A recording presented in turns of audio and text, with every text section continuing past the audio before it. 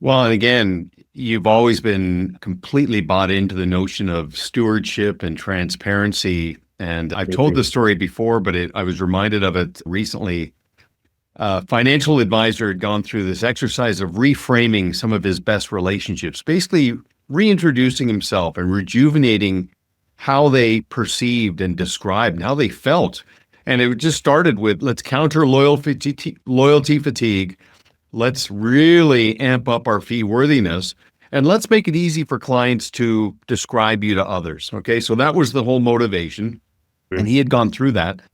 And he talked to a really substantial long-term client about his sounding board process. And sure enough, the client introduced a friend.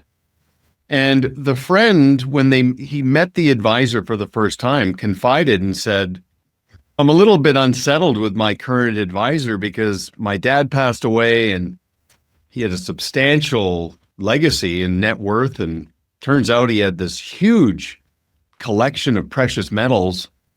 And my advisor told me to sell it. And I can't get my head around that. So what are your thoughts? And this, a prospective client springing this on an advisor in the first 5 minutes.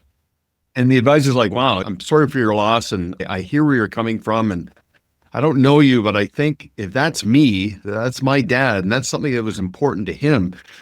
I'm a custodian for that. I'm not selling that. I'm going to keep that. I'll probably distribute it to family members and honor his legacy. And he said he could literally see the eyes and the body language change immediately.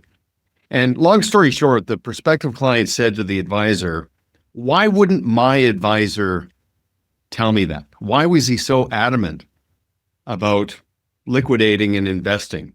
And our advisor just said, well, respectfully, I don't know him, but ultimately, at the end of the day, he doesn't get paid to give that type of advice.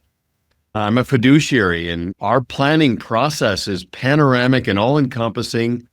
It takes into consideration a client's investments that are outside of what we manage because we want them to have the complete picture. Long story short, Chris, that's a client today, a substantial client.